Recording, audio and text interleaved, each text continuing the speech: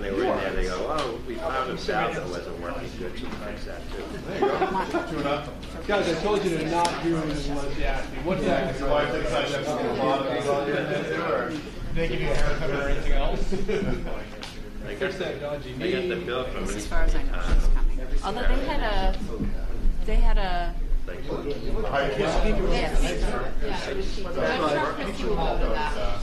Works. I think she did. Yeah. I don't know.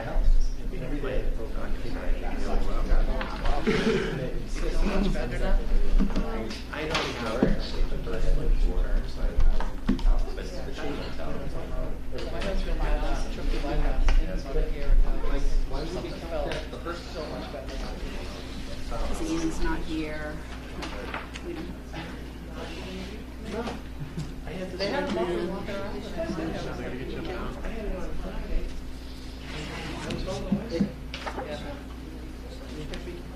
I had the flu. Yeah, from the. You have to walk 500 feet, climb up the stairs. Done. And Ian, I would have Ian went to tonight too. No, the only people I hear from that are coming are Jamie, That wasn't too bad when I was on as vacation. far as I know, everybody else. Yeah, they do. And you guys started. I'm just going to wait 2 more minutes for Dr. Cabral and for Ian, I believe. The only people who I know who aren't coming tonight are Jamie Stebbins and Caroline O'Neill. What's that? I want to do. I mean, I think he broke like 3 toes, so upper. So they're gonna just surgery and put them all together. When I sent it out today, I'm going to send it out. Get rid of some DLS on that because I asked like, there's no chance we actually had any jackhammer training in the last year or so, right? Yeah. We're gonna get rid of that. We've been training on all sorts of stuff. Yeah, the shear pin, the spade bit broke off while he was jackhammering the water. It broke, and I think he had pressure on the inside, and it broke, and it popped onto his foot. It went through his foot. So. Because of the jagged metal piece. No, yeah, no, I got it. Yeah. So, unfortunate accident. Not much you can really do to train to prevent that. Yeah. One of the Hey guys, hazards. this is the devastating equipment failure training. Everyone just drops everything and goes screaming. Yeah, there's certain things that you really can't engineer out of it. Have somebody else. Yeah. It started eating up. So we had a grounds seasonal employee. He tripped while he was using a hedge trimmer. I mean, hedge trimmers are usually not a hazard, so he hit himself in the leg at 1 stitch. So TLS investigated about 6 weeks later. They came out and they wrote us up because we didn't train the employees with that piece of equipment. You know, and then they did an inspection of our facility. We had an old hedge trimmer that was out of service. I'm going to go ahead and get us started. Fuel cap was broken, was taped over. It wasn't being used. Because we have a lot to cover tonight, I think. So, I'm going to call the meeting of the Easton School Planning Committee to order. This meeting is being televised for folks who may be interested in watching all of our updates and happenings since our last meeting in December. The first item on the agenda is for approval of the minutes from December 3rd, 2019. Are there any comments or questions on the minutes? If not, Make a motion to approve. Second. Who second? Sorry. All those in favor? Great, thank you.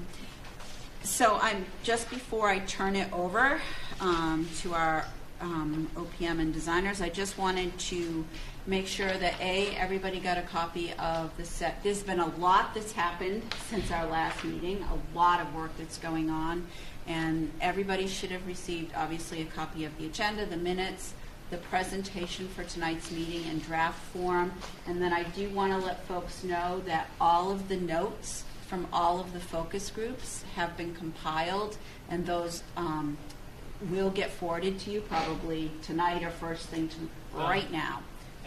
Let us know if you don't get them. I know I tried to forward them, and there was so much that I couldn't forward them out of my email to everybody. So just make sure that if you don't get them, that you let us know. But otherwise, I think that's it. And so without further ado, I'm going to turn it over, and you guys can walk us through all of the stuff that's been happening. And there will be some decisions that we have to make tonight in terms of some proposals with the designs. So. You're up first, then.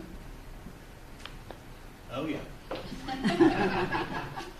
So we've had a number of different focus groups, and what we tried to do here was kind of just put the highlights of those meetings on the, just a couple of, what we kind of learned from each one of these, and what's been either, not to say that any of these things have actually been put into the plans yet, but just to give you a feel for what we're hearing, what feedback is, and what the requests are that are being made.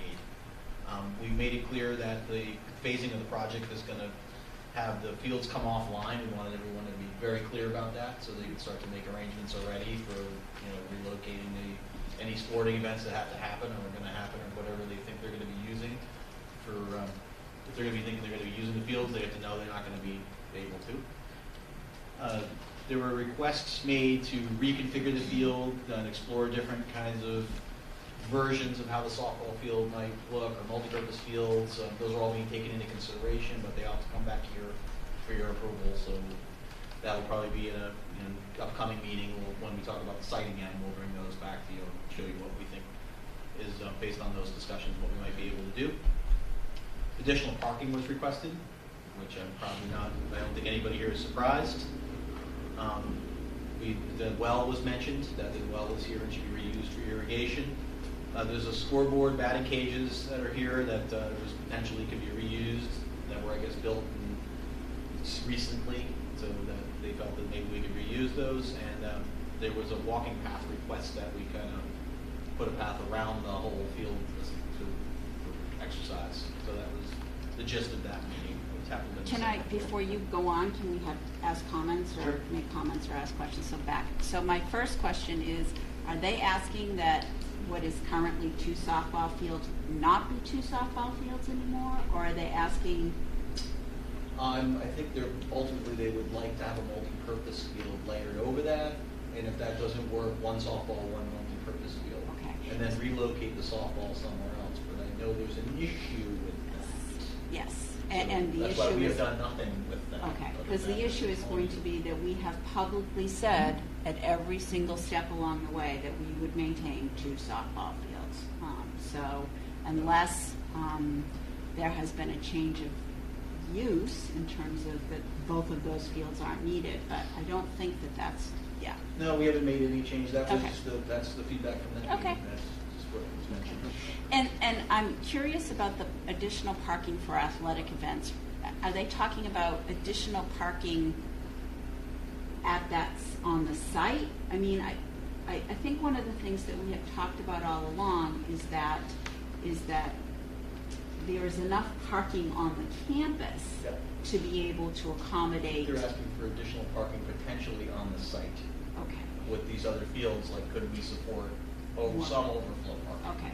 Okay, but I want to make sure that we're not saying, but there would still be enough parking on the site on the campus. Yes, for I whatever. think that. People might have to walk, but Yeah, and I think that was also went back to potentially maybe reinforcing the ground so that you could actually park on the grass. Okay. Kind of, that's again. yeah, That was the request. And I guess. take it under advisement. Okay. So, when we say they, or who specifically was giving the feedback of perhaps multiple? This was the athletic directors. Okay, and- so, Sure. so, There's a list of, I don't have the list handy, but you probably have the list. Of the folks who attended. okay. The focus group, they're in that focus group. But, I mean, in your experience, when you're doing detailed design for a project like this, I mean, obviously what has been approved up to this point is schematic, so it would be out of the realm of normal for 2 softball fields to turn into a softball field of multi-purpose, would it? No, it wouldn't be out of the realm No, if that's what everybody decided was the best at this stage, then sure, we can change. Right. I just want to make sure that whatever those current 2 softball fields are getting used for, because we made the commitment that that use would still be available, that we're not diminishing the availability of the use of a field for what we've already made a commitment to. Again, I think the driver will be what are the user needs, Yep. and that'll come through, I would imagine that will come through the district to determine. So I did recently meet with the athletic director after the user group meetings, and he was actually able to give me some very specific dimensions that if we were able to, the way the fields are set up right now, they're facing the same way. Yep. And so I don't know if it's possible, but one of the suggestions was if we were able to face them where they would essentially be facing each other, if that green space in the middle were the specific dimensions that I'll give you tonight, that both would work, the 2 fields and the green space. Now, I don't know if that's possible. Obviously, you've gotten as much space as you can there, but I don't know the actual dimensions, so I can give that to you Okay. tonight. You can have Ashley look at that. And just in terms of the scoreboard, it shouldn't be a problem reusing that because I specifically remember, please remind me, Jackie and Dr. Cabral, that when that scoreboard was bought and installed, it was done with very specific recommendations that it needs to be able to be moved and accommodated at a new site, because that was something. Because we didn't know that we'd had a building project yet, but we said in the Just in event we case. did. Right. But that's not our scoreboard. Right, it there, yeah. belongs to the softball, Easton, is it the girls softball league? It's the girls softball league, purchased that and installed it. And I'm sorry to ask this, those current 2 softball fields that we've committed to, are they currently primarily used by non-school teams? Or is it both school teams and leagues, outside leagues? It's both, I think it's but both, because I think during the week it's mostly used by Olive Reigns High School, Yeah. and then at night after the high school gets off the fields, then the youth sports taken, and then also on weekends. So kind of a mixed bag. And so by youth sports, you mean the girls Easton softball? youth softball. Okay. and I'm And I sorry. think they are also used, I believe in the fall they have softball, but they Okay. also may use them for soccer. And I'm sorry if you already mentioned this, but we have the athletic director has gotten CPA funds for a practice field on the high school site. And so he's looking to create another softball field there. Now, he does acknowledge that if a high school team is practicing there, he said that in the evening, the conflicts that he could most see would be on Sunday mornings, because we have some some men's softball leagues that use it. So it's not so much a conflict with the high school, which I was thinking might be the issue first. It's outside community use. And so the men's softball league uses the field, and they don't typically use it in the evenings when the girls are playing softball. However, Sunday mornings there might be a conflict.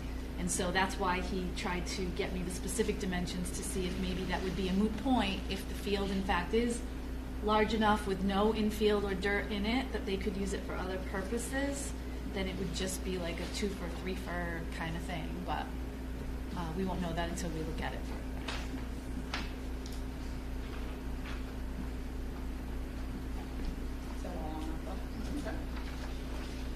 Same day, we had first responders come in. They requested that we put an AED out at the fields, and that AED be connected to the fire alarm system, or be able to call back for emergency response. In case someone cracks open that box, then they'll know where to go. They'll know that there's an emergency there.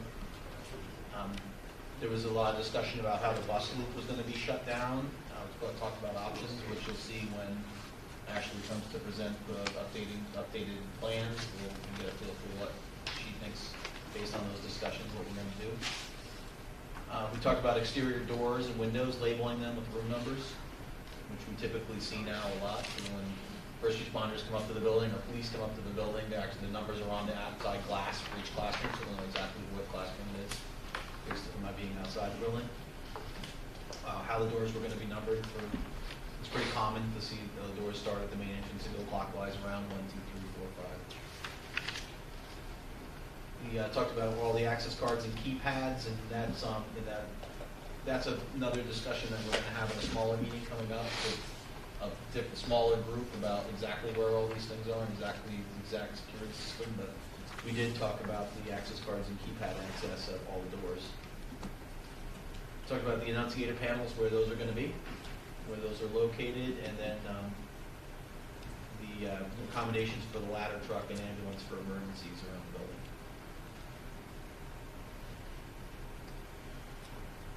Any questions about that meeting? Wastewater treatment plant, we had a meeting on the 11th of December.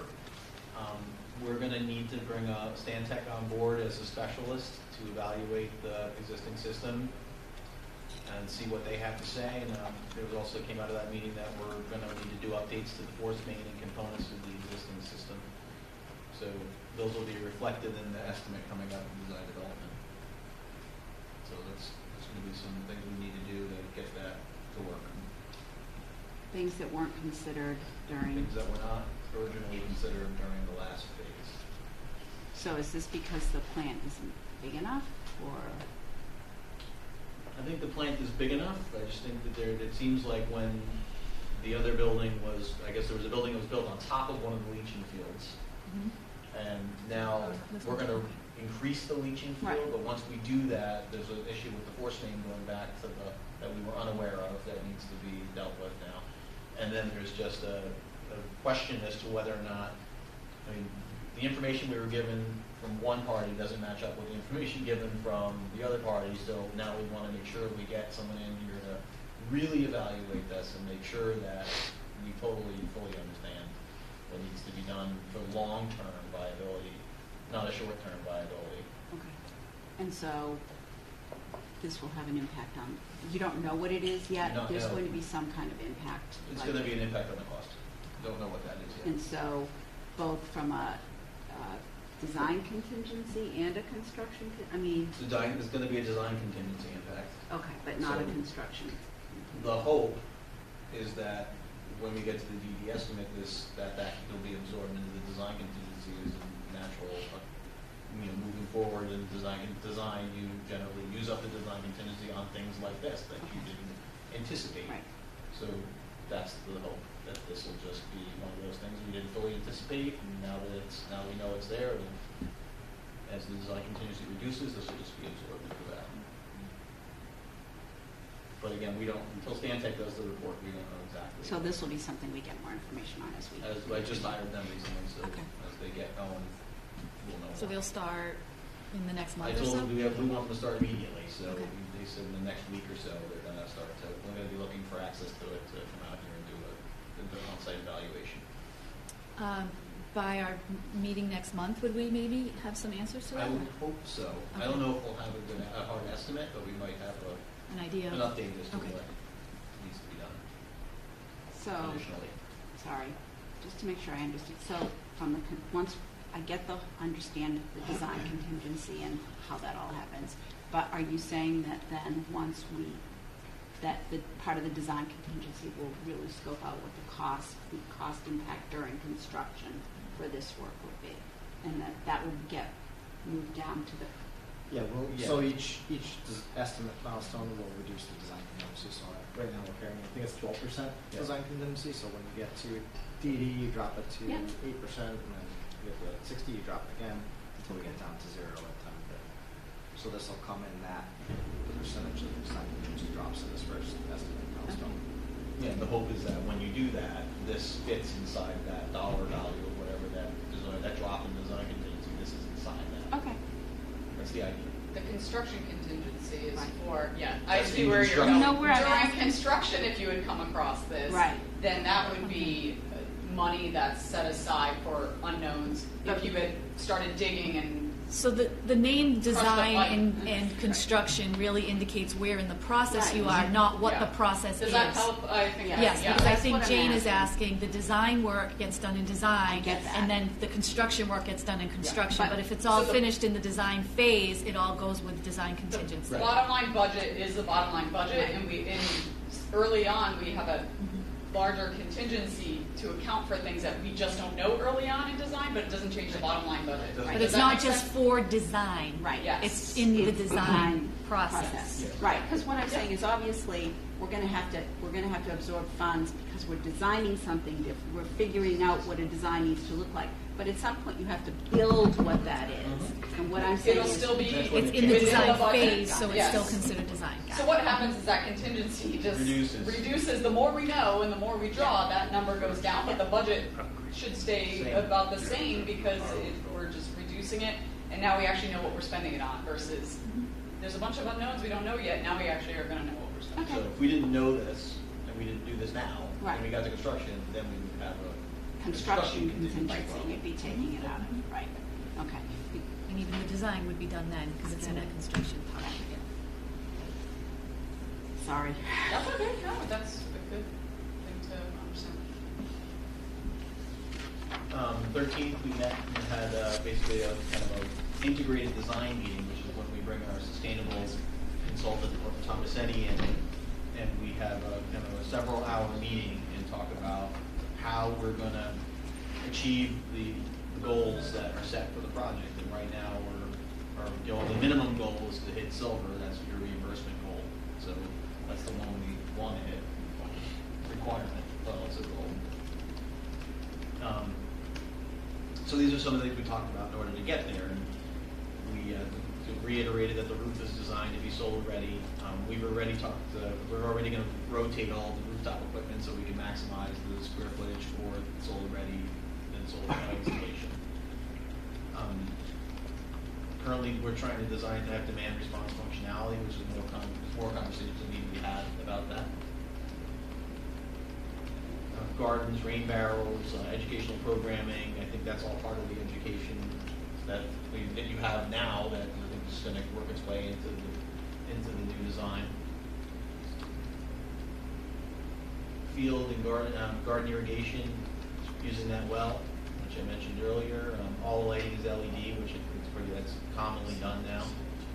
Talked about putting in a smart dashboard because we're going to monitor all the energy uses in the building, so we figured it would be good to maybe more than one at the end of the day, but to kind of pipe that information around, and then there's different ways you can kind of play with that. I mean, you can pit kids against kids and try to have kids do better in certain classrooms, make sure it turns the lights off, see how they're doing as far as energy savings, break up the building into pieces and have different grades, compete, try to save energy. We see that a lot. A lot of attention to active design, meaning that people, getting people to move basically is what that means, is getting people to exercise in the building and move around the building. That was, let's see, I think desire to post systems as an education display. I need glasses, so I apologize if I'm starting to sound like Bob, because I'm struggling not to get glasses, but the reality is I'm kind of like, if my son were here, he'd like he needs glasses.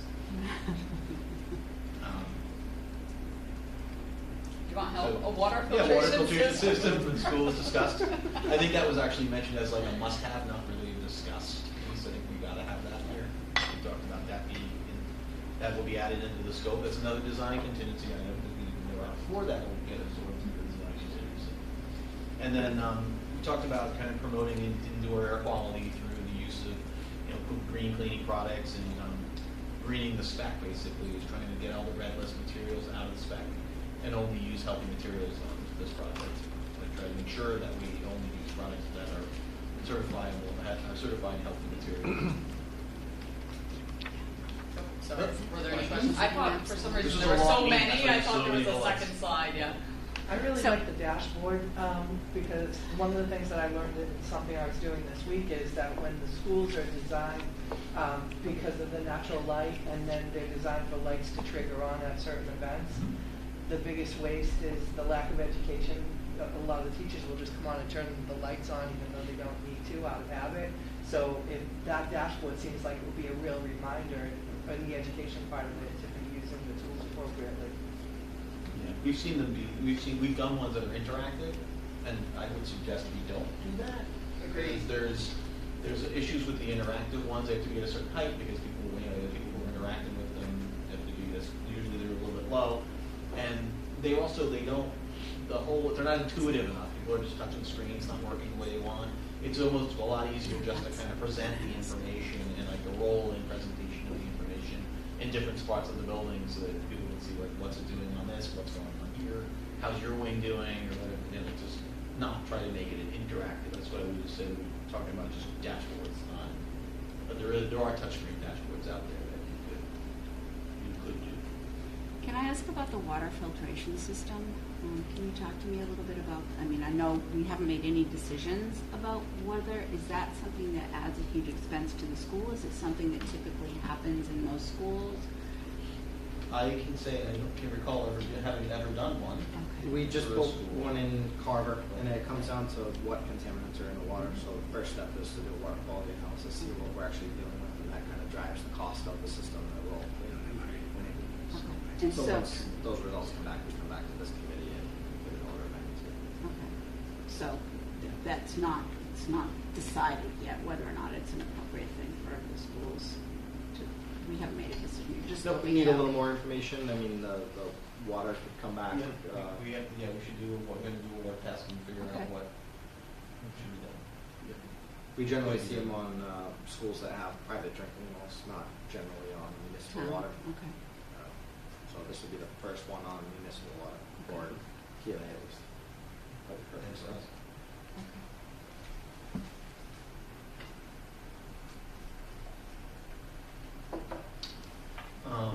Right after the New Year's MEP focus group meeting, this is kind of a continuation. That group had done a really very thorough job the first time around. So this was kind of more like a re-meet and kind of confirmation meeting and more discussion about the systems and more in depth. But this group had really hammered in what they wanted when we talked the first time. So we really got down to specific manufacturers, specific products, who's going to be listed in the specifications, what we want to avoid, what we don't want, what we do want. There is the second note there. We do want the fire alarm, Edwards EST, to be proprietary. So that's what I believe all the other buildings have.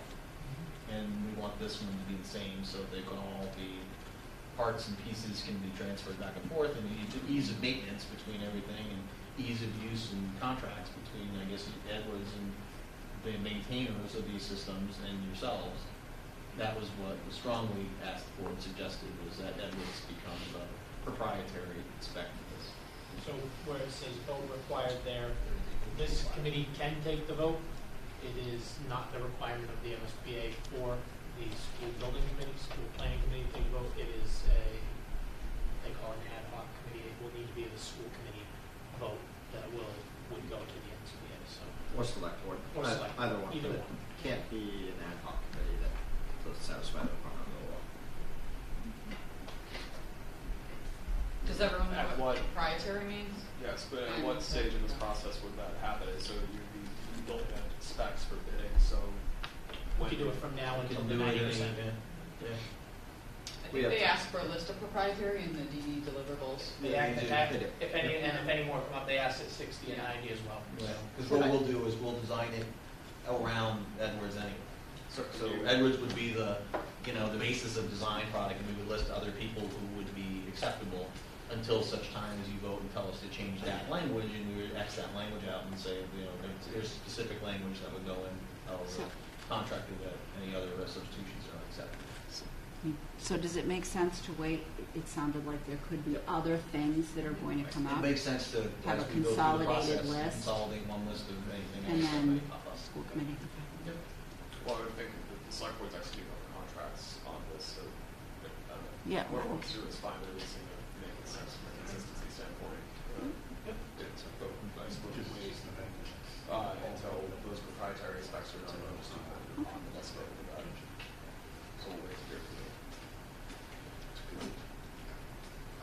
We then talked about which systems we were going to meter, and we talked a lot about how to meter certain things.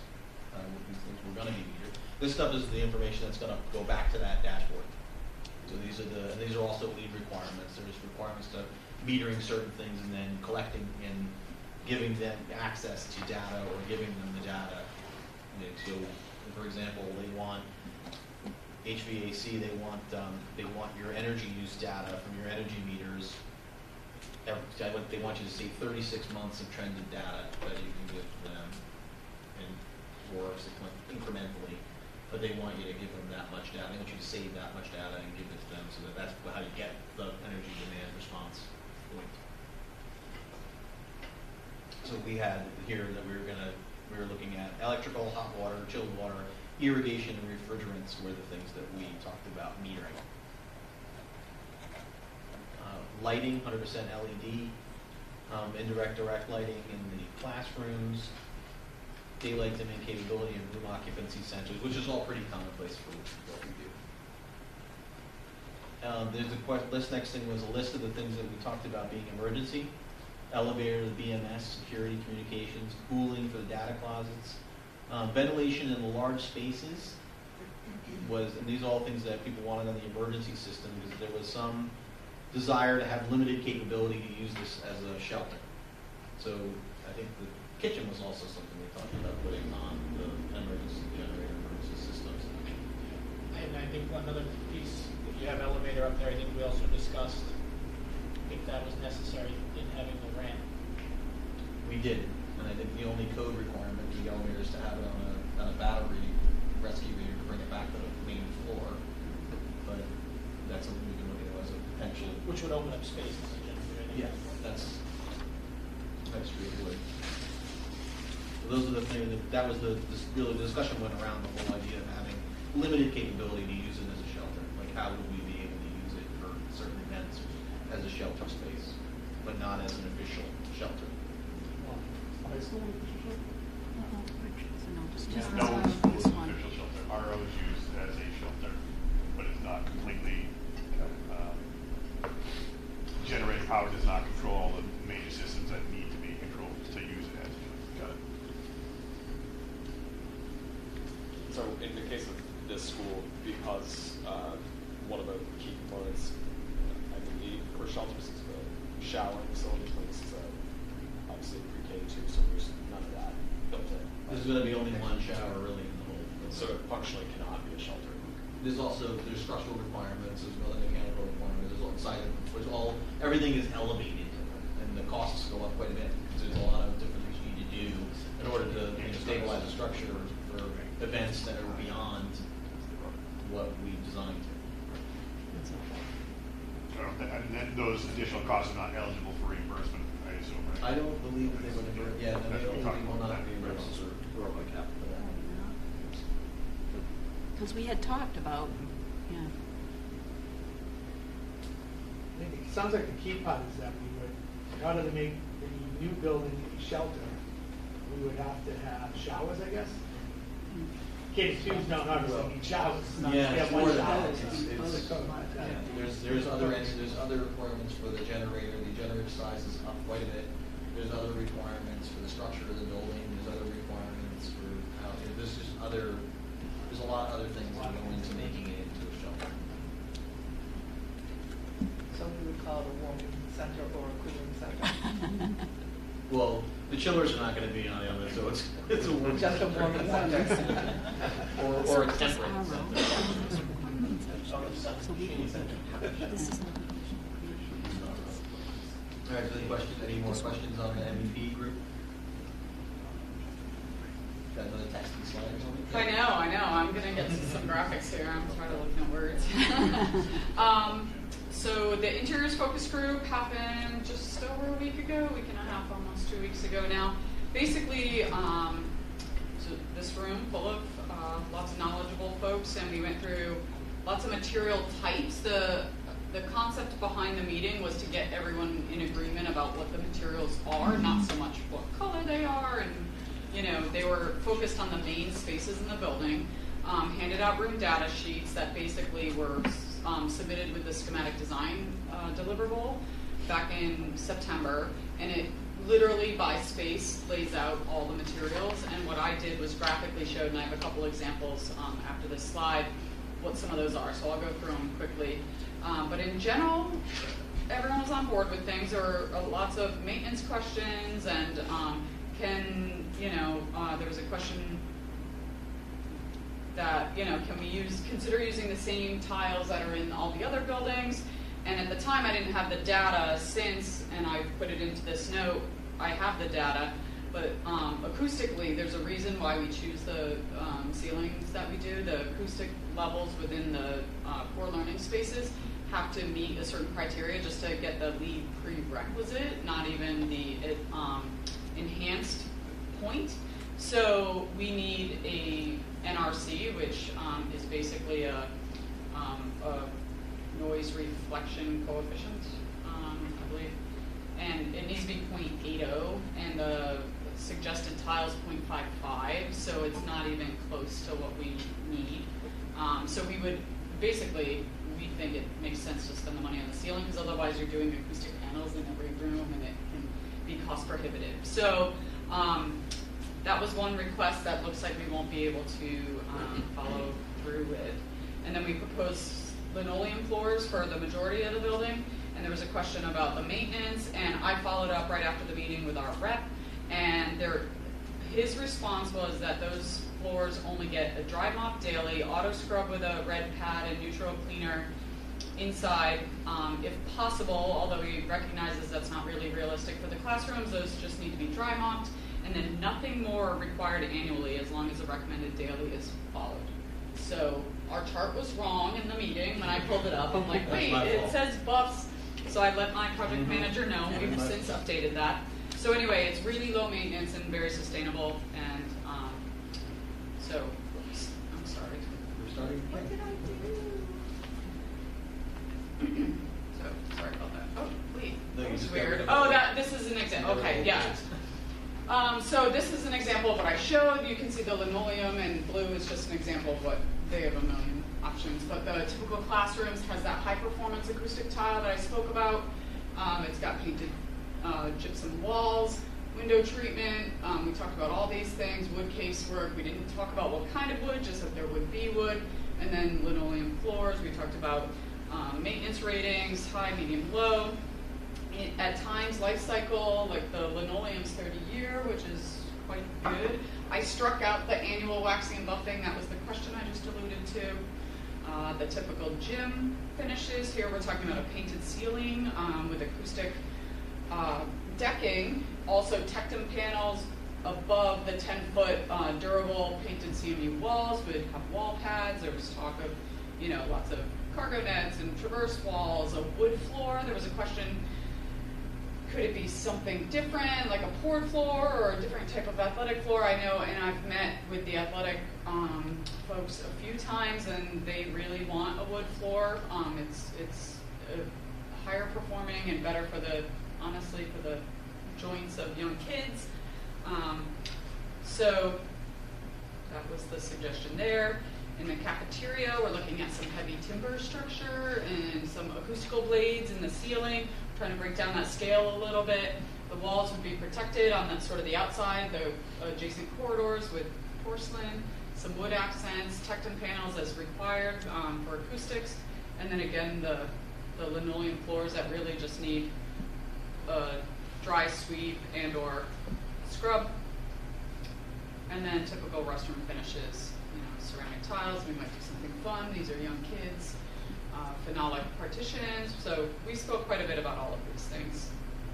And then stairwells, rubber treads, painted CMU walls, and at the very top, the acoustic ceiling tiles. Any questions on interior finishes? For the most part, everyone was on board and in agreement. I think the next layer is to sort of talk color theory and wayfinding. I walked them through the wayfinding. I didn't go through all that here because we've been through it before. But sort of understanding how these kids navigate the size of the building, and we'll get deeper into like where colors are and what the concept behind it wants to be. Next go on. No questions? Great. So right after that, I met with the users again, a full day. There are some folks in the room that stuck it out for the full duration. It's a long day when we do those. So some of the highlights are that in every meeting we try to say that any plan changes requested, they would obviously all come back to this group for final approval, and that any sped changes or moves would have to go back to the DESE. I'm going to get into some changes in just a moment as far as the plan goes, but this was for the user meetings. There's one pre-K room that serves as a fundamentals room, which is a special ed program. We talked about a hybrid classroom. It's not truly a pre-K like the others, but it will have some uniqueness that will service the pre-K students who receive services in that room versus going to the fundamentals room, which the K through 2 would do.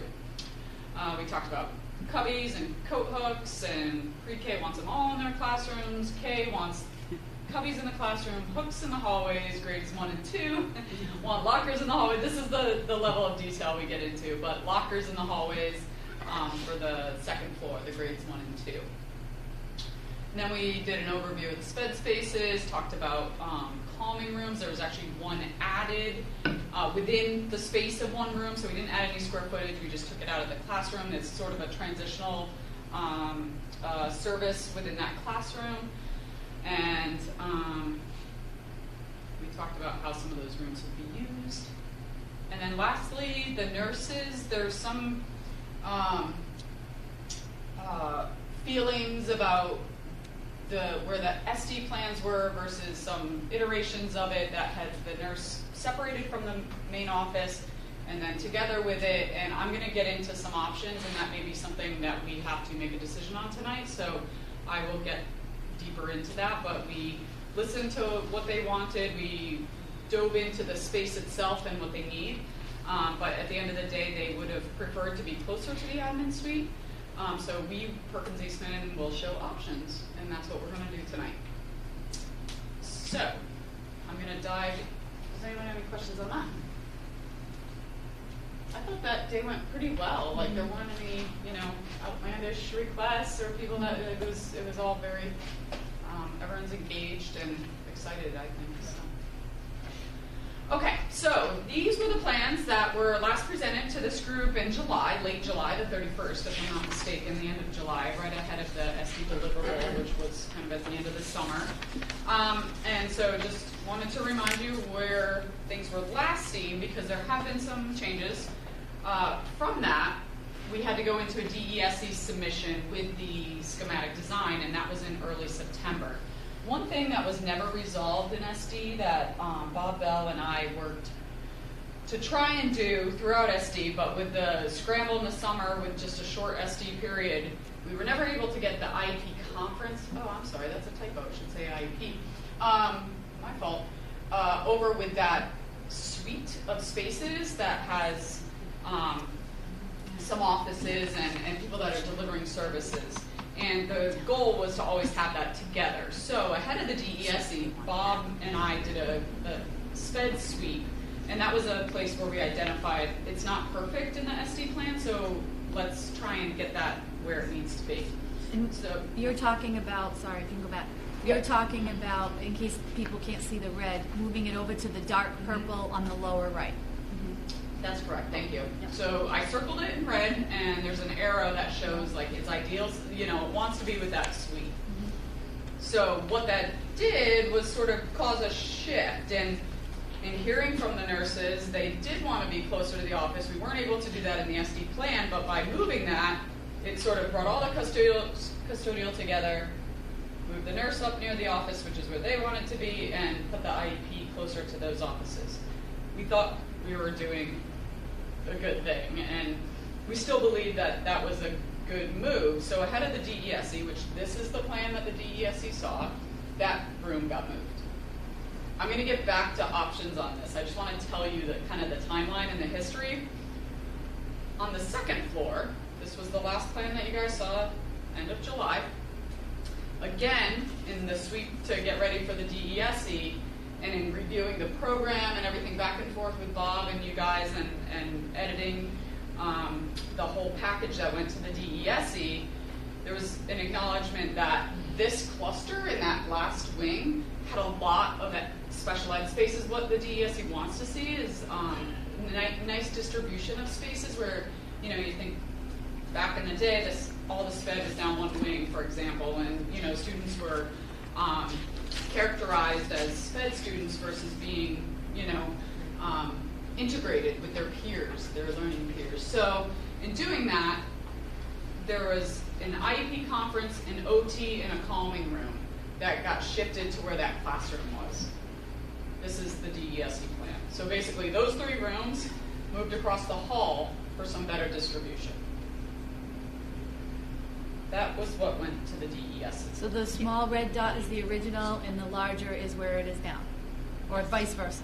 Nope, the dot is where it moved from, Okay. and the circle is that whole group, Yep. those 3 spaces. And what happened is it just flip-flopped with a typical classroom, and then brought 4 into that cluster. So can we get at some IEP point- conference, OT. There's 2 OT rooms, one's downstairs and one's upstairs, and a calming. At some point, can we get a copy of this, just so that from a historical The perspective? presentation? Yeah. Oh, yeah. I sent it to Walter earlier today. Yeah. The final, this is the I haven't final. sent the final, I sent the draft. The Yeah. draft came out Friday, and then I worked on the timeline and getting the graphics so that Perfect. So As long as- Walter's got it, and we'll distribute it. Thank you. So we're all set now with that. They approved They that. approved that? That has been approved. But wait for it. Hold on. So design development, it's okay. No, all is good. So this is where we are from a design development standpoint. Don't focus on the nurse or the custodian, because I'm going to get to that option in a minute. But you can see the IEP conference is still with that suite. And I'm going to walk through some of the design development things that the whole idea of design development is to take the schematic, which we built around designing for a budget, and now we're getting into the detail, right? So there are some changes that have occurred in design development. We need firewalls. This building is large. You have to separate it from a safety standpoint. So these are where our firewalls are. There were, in some of the other plans, we were having to jog them and do funny things. This is a nice, clean 3 firewalls that separate the building into essentially separate buildings. So from a safety standpoint, if there's a fire in one, it's separated from the other. So if you look at it, there's basically 4 buildings here. And there were some questions and some follow-up with the building inspector. That middle area was a gray area. We weren't sure if we had 2 in the SD. We added a 3rd because we were really close from a square footage standpoint. And from a public use standpoint, there might have been restrictions. So we went ahead and added it to give you full reign to have public events, have assemblies, all of that within the building. There's no restrictions, okay? We also added 1 stair. It's circled in green with a number 2. We had 5 stairs in SD. We now have 6. Basically, each wing has 2 ways to get out. We were previously servicing it with the ramp, but because of the distance of the ramp, we run into distances. At a certain point, you have to provide 2, again, safe ways out. So it made sense that each wing would have 2 stairs to exit through. Third, I don't even know if anyone noticed, we straightened the gym. What was happening was up at the secondary entry and the main entry, it had previously been rotated. Do you want me to go back? I can show you. Oh, there it is. Yeah. And it was creating some pinch points that we weren't happy with. Like we walked in and it felt restricted in a way. And so by doing that, the wings are all still doing what they always did, but this gives us a nice, more welcoming feel, in my opinion. So, and it also allowed us to straighten some other things out, and from a buildability standpoint, it made sense. I don't even know from a massing standpoint if one would perceive it from the outside. So let me go back to my list here, but we also moved in the upper right, it's really small, and I'm sorry, where the gray is, where it says secondary entry under the green circle. Those had previously been kind of in between the corridor and the gym, and based on the user meetings, we were actually when we straightened this, we were actually able to accommodate getting that on the outside wall, and that creates a little pre-K area that this is the pre-K gym that could then be separated off a little bit easier than it was previously a long narrow at the end. So I just think that was a little bit better design move. And that gray to the right of that That's is the opposite. storage, office, and toilet room with shower. Which was previously in the center on the right. Right. Yeah, it was kind of a buffer between the gym and the corridor. Right. So this Was down. was previously Yeah. kind of Yeah, there. right. Yeah. Yep. Okay. Now, Go ahead. by straightening the gym, Mhm. we've created a corridor from one end to the other, like just long and straight. There's going to be things in there that. There will, and what's deceiving is that the yellow in the cafeteria looks like a wall. It's actually not. There's, that cafeteria doesn't have wall. Like there's a break within that. That it does a couple things. It allows us to be able to close off the gym from the rest of the building. So like young sibling, that was actually a request that came out of, I think one of the maintenance or DPW guys asked, when you rent out the gym for youth sports, is there a way to close off the gym in isolation rather than allowing them access? Because what happens is versus the whole spine, because I guess younger siblings get out into the building and wreak havoc. And I said, that's a great point. Let me look at it.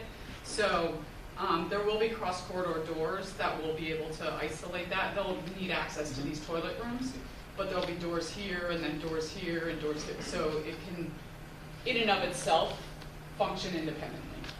So it looks like one of the music rooms, or is that music or art? I forget on Music? that On the floor. first Squared floor. off. Yeah, so that previously had like a corner cut out of it. So in straightening it, it sort of solved some funky, I don't know, for lack of a better word, some pinch points, if you will. So Okay, I'm sorry, because I'm looking at, so above in the old plans, maybe you're going to get to that. I should let you finish. no, go ahead, because that area is we're still resolving it. Where the toilet rooms, the elevator moved, there was a Right. whole center Right. like zone, Exactly. if you will. So above, I'm seeing it was like red on the plan, and I can't read the label because it's so small, but now it's. Are you on the second floor? I'm on the first floor, above the music and art, right? This is. Oh, the teacher work. I'm getting to that. Got it. Yep. Okay, sorry. Thank you. Yeah, you're I welcome. can't read it's too small for me to read. That's okay. You have to I built it in a way that something that happened on the second floor, we try to keep things really simple. Meaning, if you're going to have a teacher workroom on the first floor, it's nice to have the teacher workroom in the exact same place on the second floor. First floor and second floor. So because of something we had to do on the second floor, we moved that teacher workroom. And there's a good reason behind it. Okay. Hold on, I'm getting to it. It's Can the we next go back one. to There that it long is. corridor? Sure. I just know in the planning and when we talked about why we hid The classroom ones? is so we wouldn't have those long In the straight class- corridors for a little In the classroom.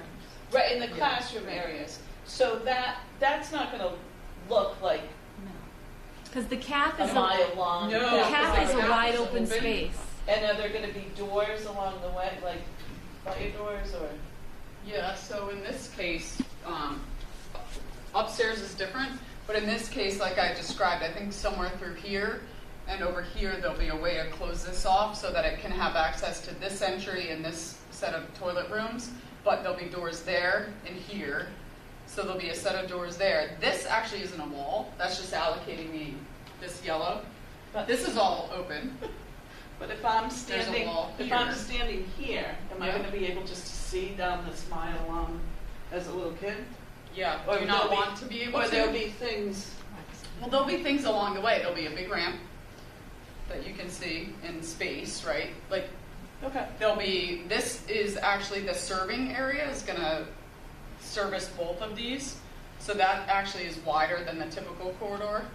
And then this is actually closed off with a door. Okay.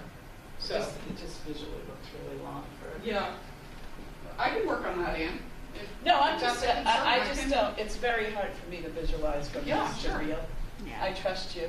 But I know that we had talked about that from the beginning, that you wouldn't want to stand at one classroom at this end and look down an endless hallway. Yep. And I'm just wondering if that is No, what that's a that good point. Let me creates, keep- yeah, I'll or keep working on not it. knowing what else it would be to interrupt that, just straight.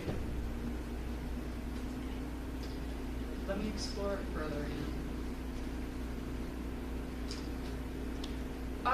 So number 4 is what Jane just picked up on, that red square that had previously been kind of at the top of where that oval around the big floor.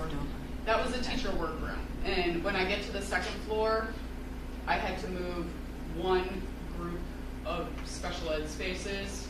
So we will have to go back to the DESE, but it's our fault. But it's because of the firewall and the stair and the lack of space in the wing that it had to get displaced, and we felt strongly that it needed natural light.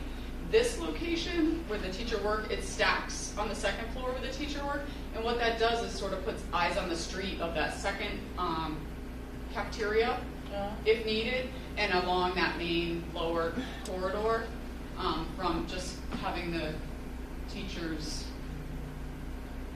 be there. Do you not like that?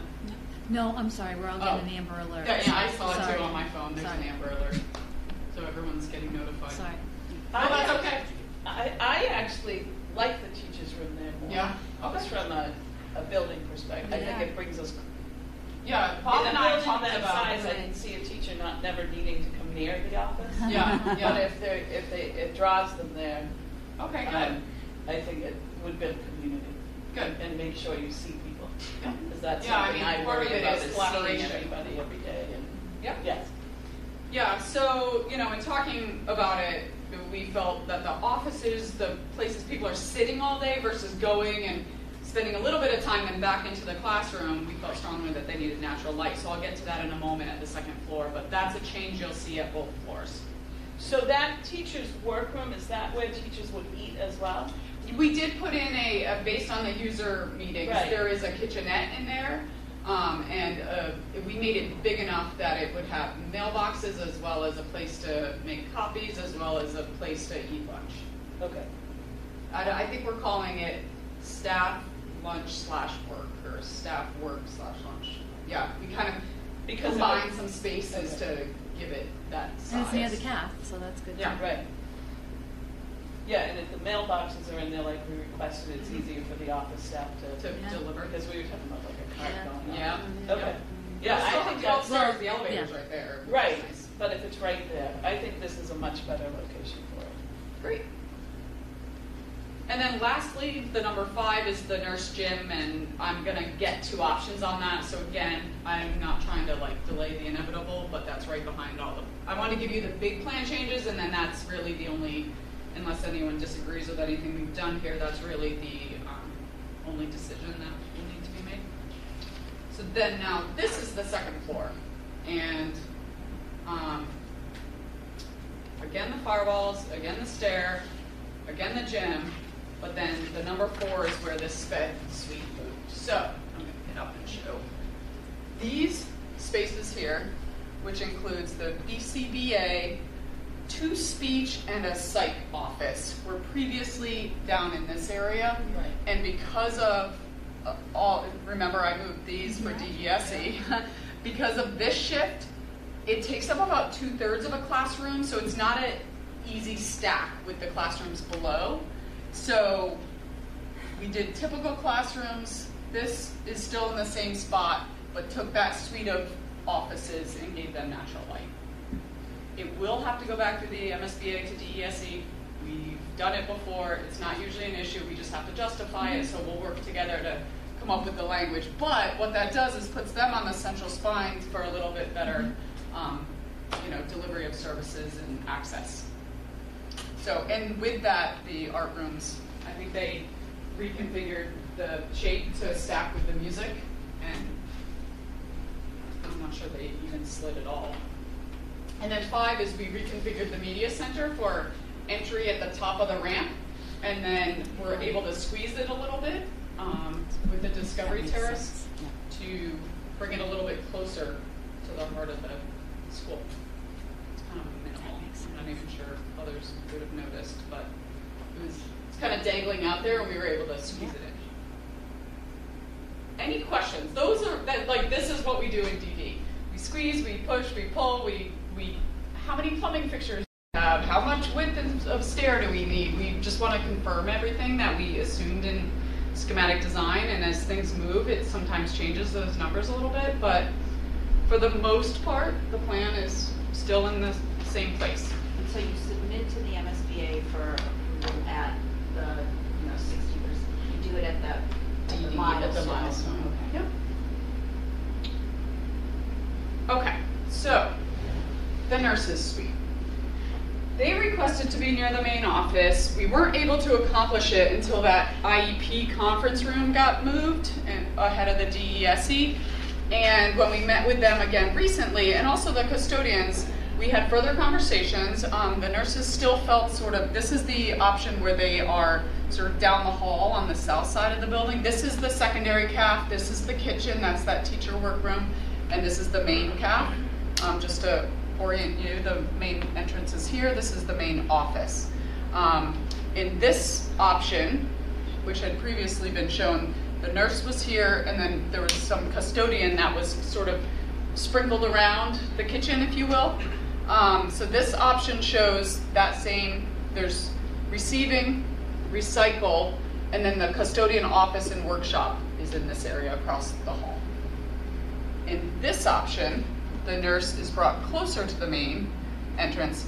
There was a version, because we're constantly evolving, that had an entrance this way. What we were able to do is get it off of the main corridor. So the office entry is up here, the nurse entry would be down here, and then there could be a connecting door if desired, the main office, nurse office, and waiting room. The downside here is they don't get natural light. In this version, the exam room got some windows. There's always a trade-off. But in this version, and David, correct me if I'm wrong, the custodians felt like a version like this could work for them. Everything's consolidated except for the ancillary storage rooms and custodial closets throughout the Yeah, we had a meeting on the building. We actually met on Tuesday, I believe, with the Yesterday. custodians yesterday. And we kind of went over the plan and discussed the possibility of shifting things around. They actually were very amenable to the changes. They actually thought it would be good because it would be more like a custodial suite, because you'd have all the custodial stuff within one area. Their only concern was, and Dawn actually answered this is more like the custodial closets. They wanted to make sure that those were sprinkled out throughout the building, which they are. So that pretty much took care of that. So they're totally fine. They're happy with that. Yeah. And so I want to just, I think I'm looking at the plan here. So what you're saying is that the nurses suite has shifted up closer, but when I'm looking at it, it still really is its own suite, and that there's still easy access. I know one of the things students. that, I do recall the nurses talking about, briefly, and this was really briefly when I was talking with them making our little 1-minute videos, was the privacy issues that they had. So I'm assuming that this kind of setup would still maintain. It could be in the middle of kind of a lot of hubbub, that they'd still have a free private suite. And the doors can close, right? The doors can close, yep. And it could be, if this wanted to flip so that it's not directly off the bottom of the CAF, but closer to like the elevator, the downside of that would be if they wanted a connecting door, it would have to go through the exam room, which is a tiny bit awkward. Right. We had moved that and got access off of here to try and make that a easier connection, if desired, to have, if for some reason someone in the main office suite needed to, have coverage or speak to a nurse, they could, but they don't have to. It's kind of a back door, and for the most part, everyone would use this entry to access the nurse. So it's cut off at the top, so you don't see all the way to the entrance? Correct. Are we able to keep 4 offices in there? Yes. So all of the program spaces are all in there. Yep. They have their own private restroom, and this would get built out based on the meeting that we had as far as number of cots and everything. We haven't gone through that level because we're not sure where we are. Right. Does that change the size? Okay. I'm gonna send it out. And what's I'm gonna that send it little out after piece this of meeting. pink that's right in, that's the teacher's work? Teacher workroom is just cut off, so this Okay, is got it, one I option got it. and that's another, yeah. And so they could still, if it,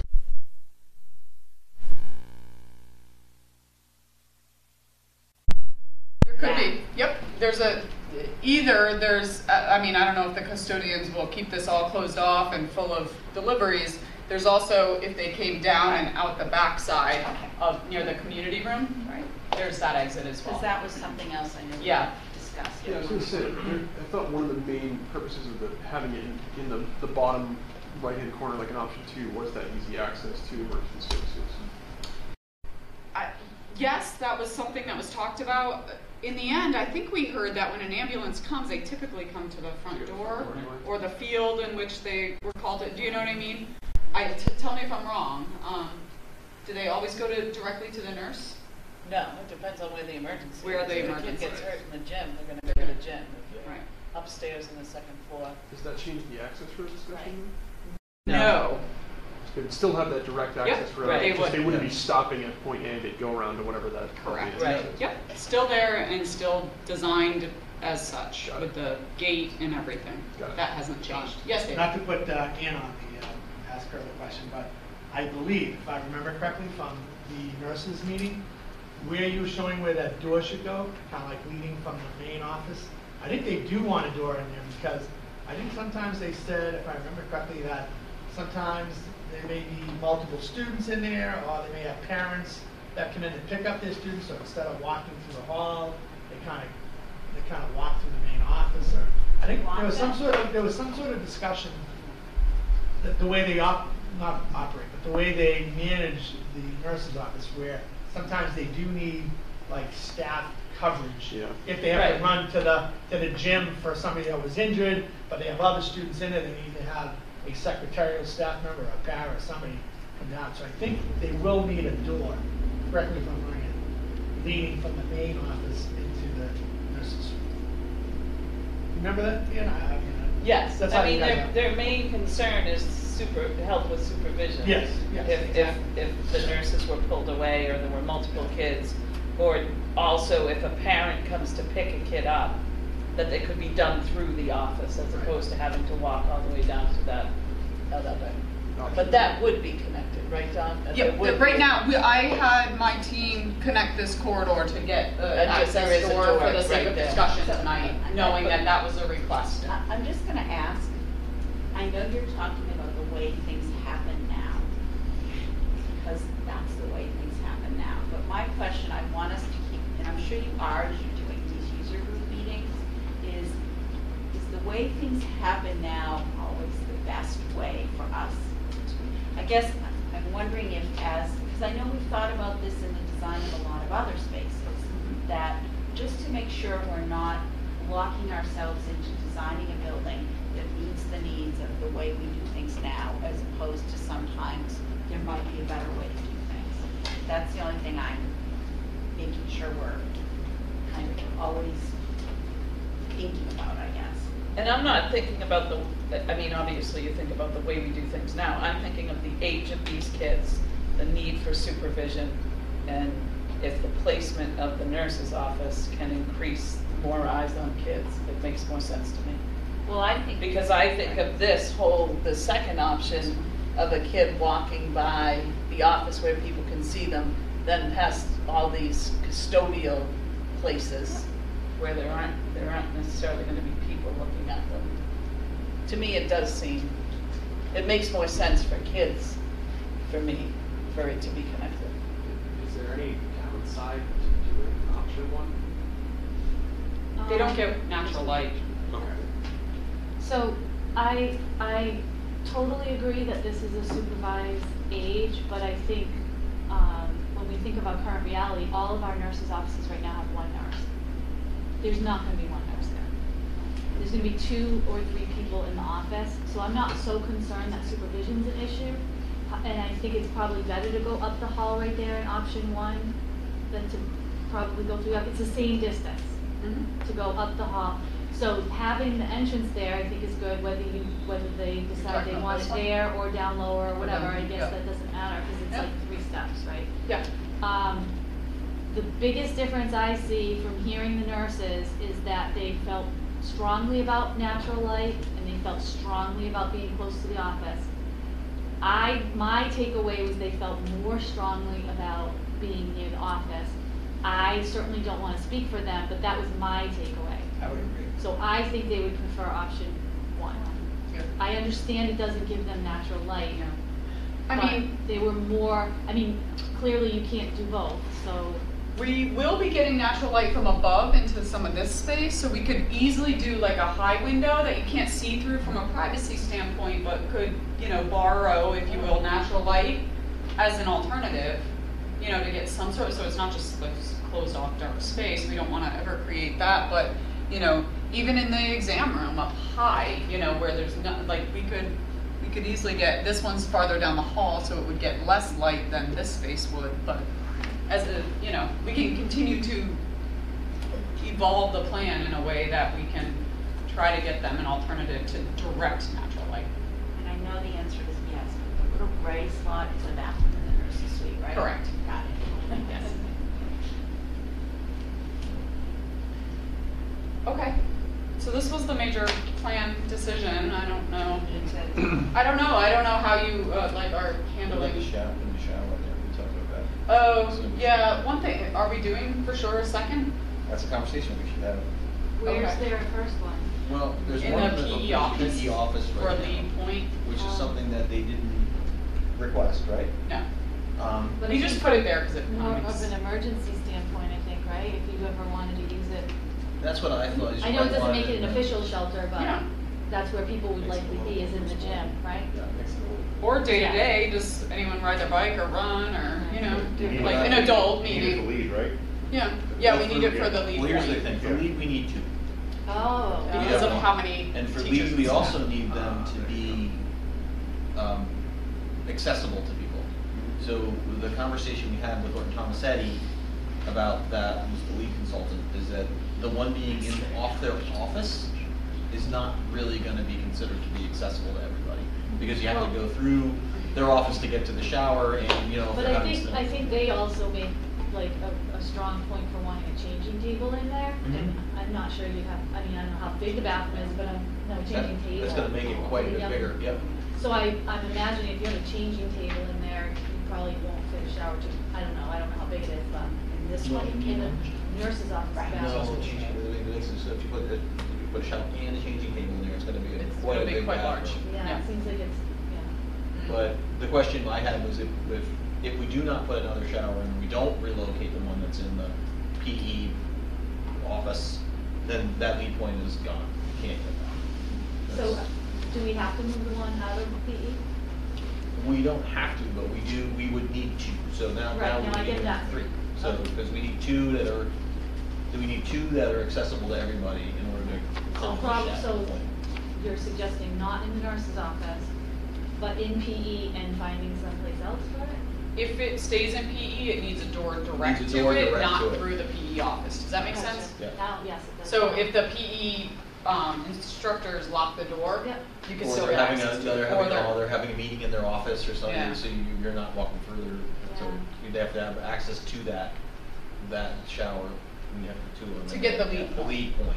We could ignore the lead point and just go and do another, but we're like, I only bring it up because this is one that I usually don't see people get. Because it's very difficult to find, most of the schools that we do don't have 10 different kind of public things, which is one of the requirements. You have to have within a couple of mile radius, you have to have 10 different distinct uses or different kinds of uses that people could get to and have bike trails, and you have everything that you need to get the point except the shower. So it's kind of. So are you, So what I suggested You was wanna try to do it. maybe 2 of the staff, and maybe there's one downstairs and one upstairs or something, or maybe they're together Yeah, the 2 downstairs. staff. The staff toilet, that 2 of the staff Yeah. toilets have a shower in them. Because Oh, that's, it will Yeah. fit? we'll make it fit. It's gotta be within the gross Yeah, capacity. we could do it. What is it, like 4x4 or something? I don't know. Tight shower. Well, it needs like a little changing area, yeah. We'll make it work. Oh, okay. Yeah, It's we'll just the figure it bathroom out. will get bigger. But I That think seemed to it's- make the most sense to me, and that way adults are Okay. likely the ones I to wasn't talk. sure what we were trying to figure out. So you're gonna do that instead of the one in the nurse's office? Or the, instead of and the gym, yeah. Yeah. Unless the gym, Unless they really unless they want it, but really it doesn't want sound it, like it wasn't they- something I think they asked for, I think we put it in there because of lead and it just, But Yeah, I we think may- back to what Jane was saying, you know, we need to be looking forward about what the uses are gonna be down the road. I don't think it hurts us to have a shower there. It's a nice fallback. Have multiple options. So could we Except it's potentially taking square leave the feet one, from something, I just could we don't know what it leave is. the one in the PE and then add 2 in-staff bathrooms? Is that what We you're? only need 2 Okay. total. Yeah, we were just talking we about. were just saying maybe it makes There's a little sense spot that to, potentially it fits.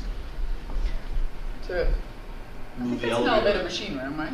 I don't know. Well, he's saying adjust this so that these 2 would have it or And something. then you, when you do the lock-off doors, you can still access those from the gym. From the- Presumably you're gonna use the gym for the warming shelter and you can still get to those. Yeah. And I they don't would think it be makes fully- sense to have one right there on the first floor and one in the gym, like, right over there.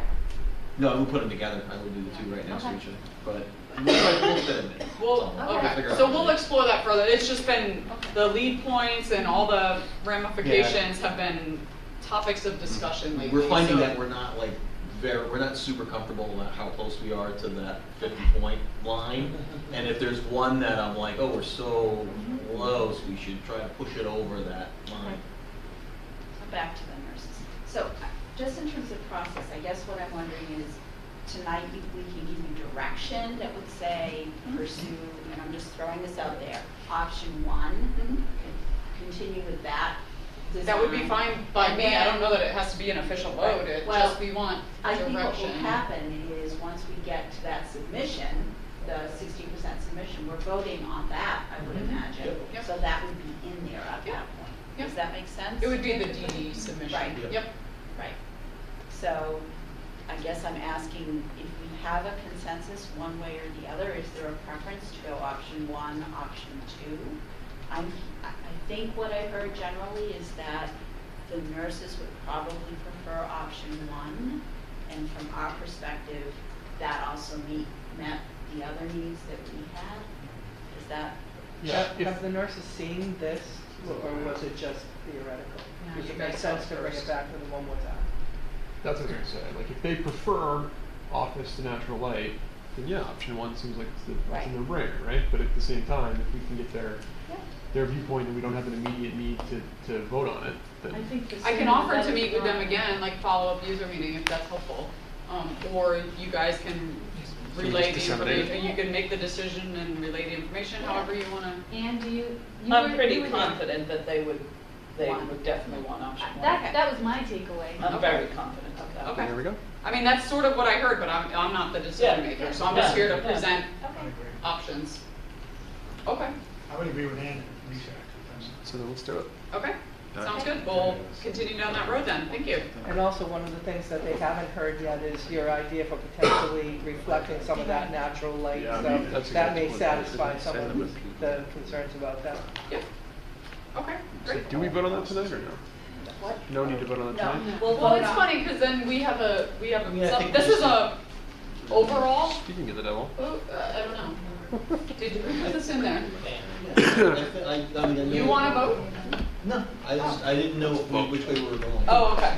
So in order to get here and not have the issue where we do say we would have to vote, now we don't have to. So Okay, so we have if direction we're to gonna move do it forward this with way, option that's 1. fine. I just didn't want to put us in a position. We're gonna vote at the end. D anyway, for Sounds all good. the Never changes put that that we slide made, in. right?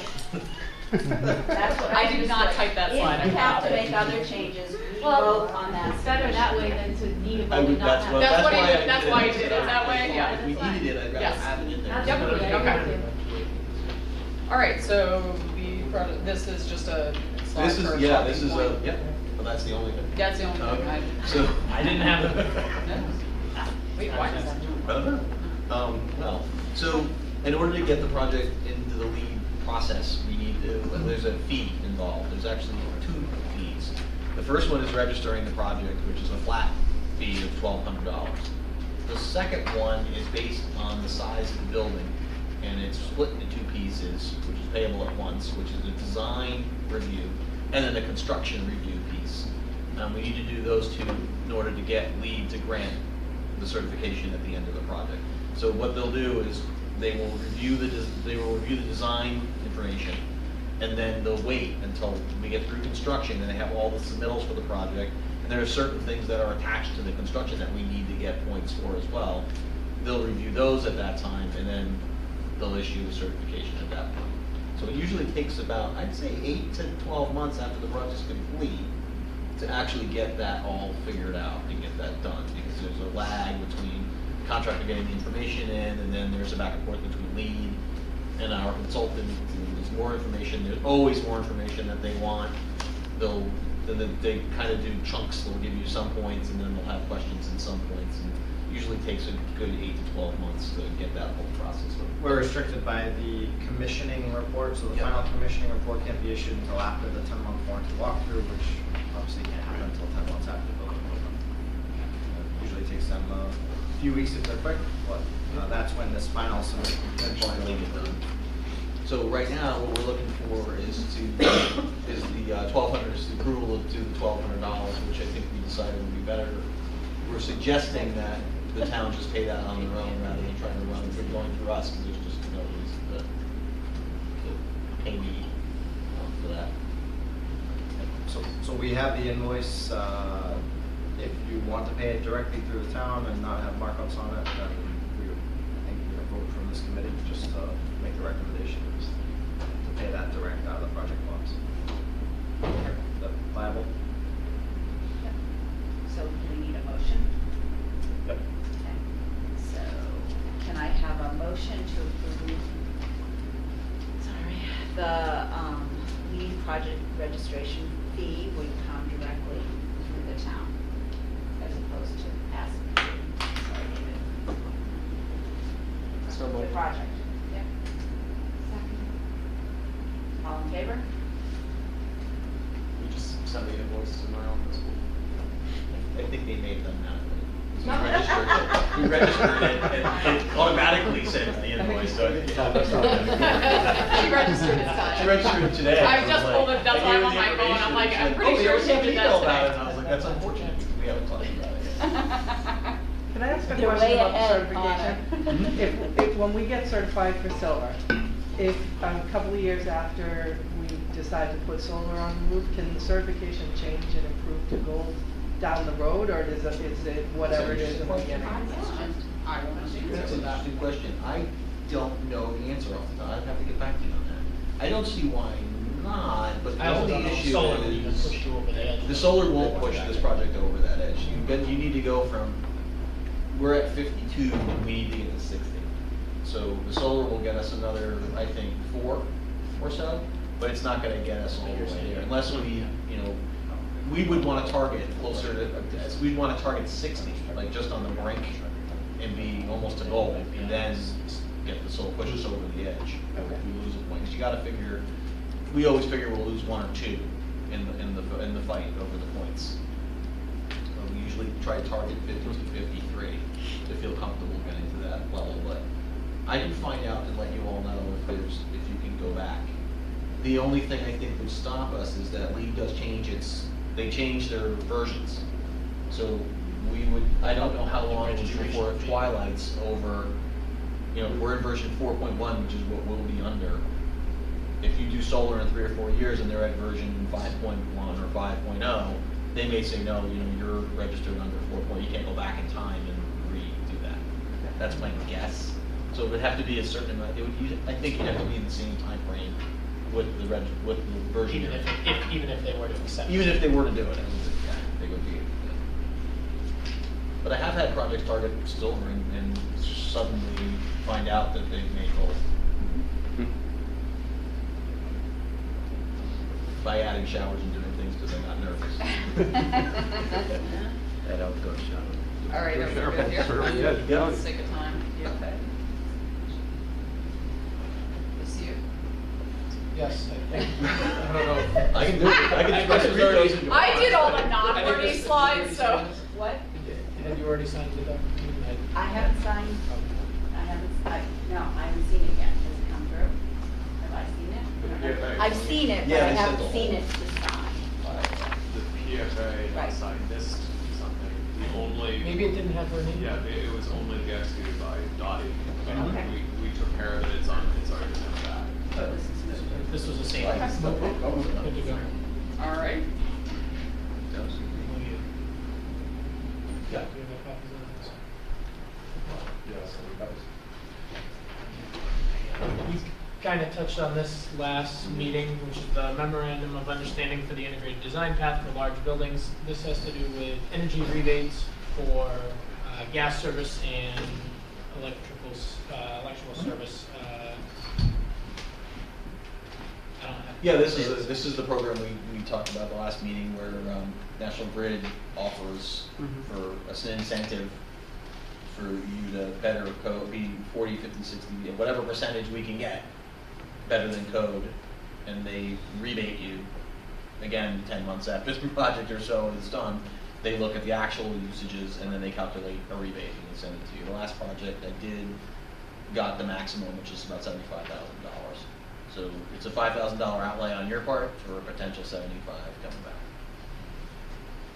The MOU is not for the 5,000. That gets you into the program, and then they provide you with what that cost is going to be. So it's a third-party energy efficiency review of up to $20,000 that they reimburse up to 75%. So it's for the 5,000. I think it's a cap, Yeah, right? it's about what it is. I mean, they're actually you're cost sharing in the modeling.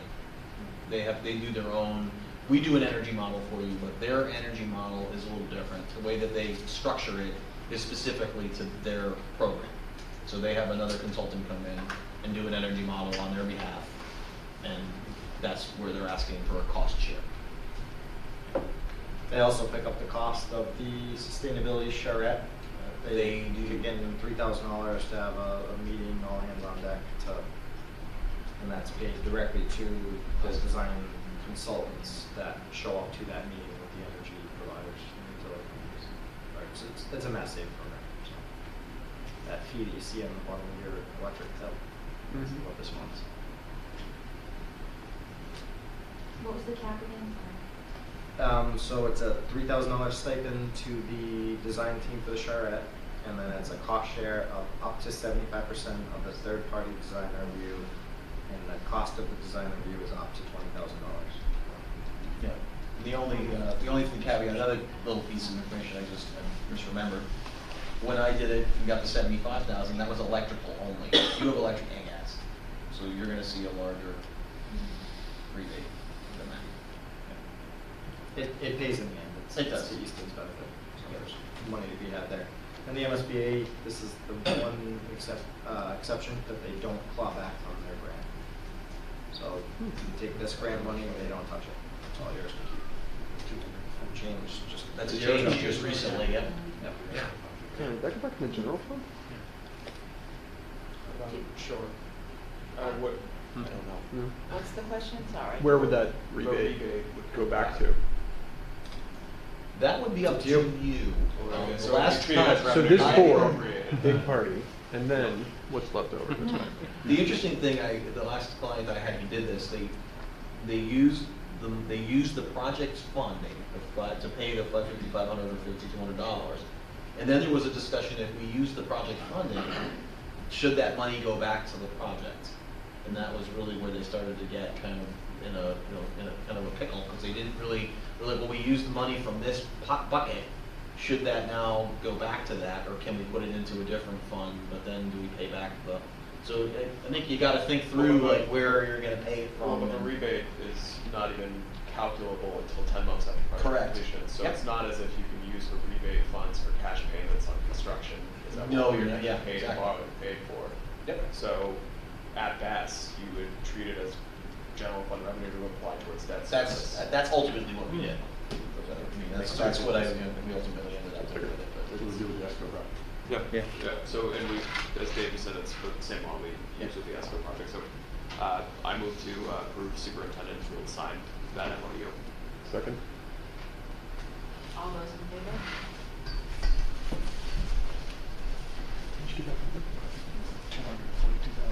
Who seconded that? I didn't get it. Dave, David. I didn't second it. Thank I you. seconded it. No. Who? Ken? I'm not a I would- non-voting member. Sorry. Okay. Go to other classes. Detailed design work plan updates. So Mark and I have been kind of hitting everyone's inbox with calendar invites and updates and changes.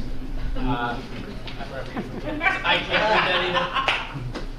I'm gonna buy you both glasses for Christmas.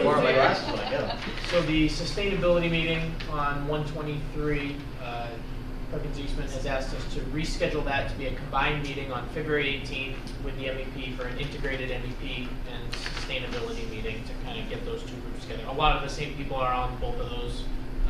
We also felt like we just had one, so there was a discussion of saying, well, they're a little close together. Like we really didn't, we're not going to have a lot of time to develop anything from 1.3 to 1.23. So everybody felt like, well, let's try to push that out a little further, and so we can work our way through. We'll have like lighting design stuff and all different kinds of modeling that you can look at that meeting, but probably not fully fleshed out now. So those have gone. You had said MEP was sort of advanced anyway. They are anyway, and I think having that like a full day with them, and they're going to have to be in that meeting anyway, so they can kind of everyone combine together.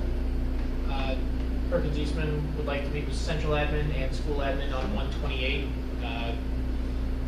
50 Oliver Street.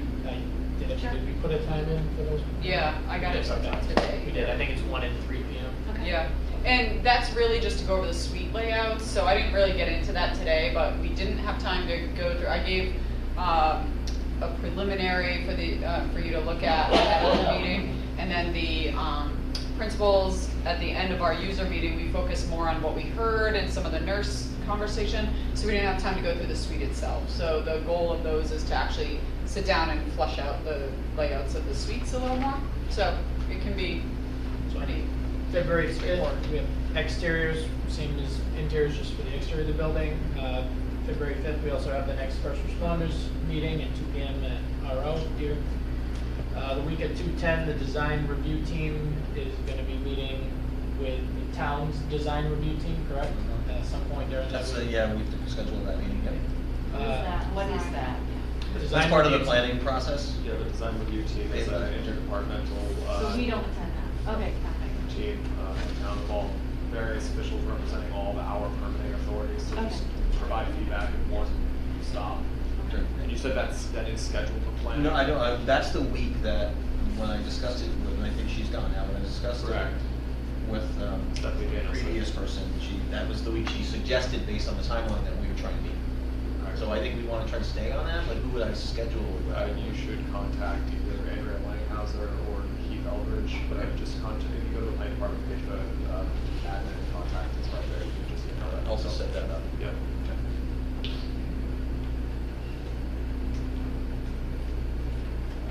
Then we have the abutters meeting on 2/12. Jane has asked that we provide some handouts. We're not sure how many people were. I didn't ask for RSVPs. The invitation went to 24. I don't imagine. I think it went to about 24. Is it? And I just, if it's a group of neighbors, and I think you're trying to do a slideshow like this, you may have some feedback that would be. So, whatever presentation you have, you could also have handouts. That would be great. Okay. Week of. Sorry, back to that meeting. What do we want to focus on? So we need actually. Okay. Yeah. I just want to cater it to what we think their concerns are. I don't want to, spend time going over something if they've already been to the I think presentations. it's the site. I haven't really heard complaints about the interior of the building Yeah, perfect. or concerns. So we'll cater it to that. That's fine. Thank you. Okay. good. How does the site do that? Traffic and, okay, great. Thank you. I just want to make sure we're talking about the right things. We had, like I had said, we rescheduled the sustainability to be an integrated meeting with MEP. Does anyone feel we need to change the 2/18 meeting, or I don't think that has school staff that would be on vacation that week. I think we could still hold that meeting. Just want to know if this committee thought we need to adjust that. Dave, would we be able to have that meeting at the DPW? I think this building. Yeah, probably. So, yeah. I'm just making sure that we don't need to adjust it. Is that? Because Chris C asked me to make sure, because everyone's on vacation that week for the teachers. And then 219 first responders, I don't think we Can't, need it to could be at adjust. 50 Oliver, David. It's fine either way. Okay. So- Okay, I think that's where it is on the. This is already Okay, a is that on? 218 meeting. It's already on there, actually. I think I might have checked with you already on that, sorry. Yeah, you already Yeah, got so- a meeting on there. Yeah, so the 18th, it would be at the DPW. Yep. 219 first responders, I don't think we need to move that, I think everyone will be there still. And then 220 landscape site focus group. I think this was during February break, and Chrissy had asked us to look at rescheduling this. Yes, because we do have staff that wants to That's a participate in that. Yeah. So, Can it be that same day? can we Can it move be it on to the that same day, the 25th? Like earlier in the day? Cover the general site early and then the playground specific later? Is that, I don't I know, believe that's possible, yes.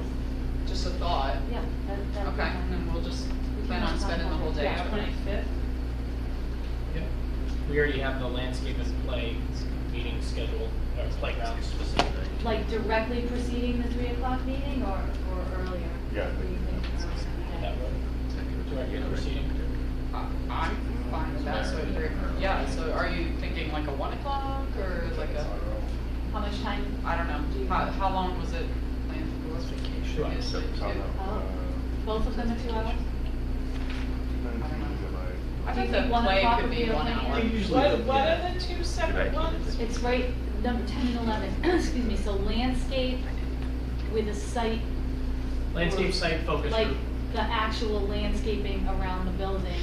And then the second one is more It's the the whole- landscaping, the play and playground area. She's bringing her play representative, like the company that she, so to talk really specifics about About the second. each different play areas and what Right, is the second possible in the second The one. The first first one's one- like, could be the bus loop, Trees, could be the, traffic, yeah. multi-purpose field, could be, yeah, the general site, could be the plantings, it's, just an update on where she is. I don't,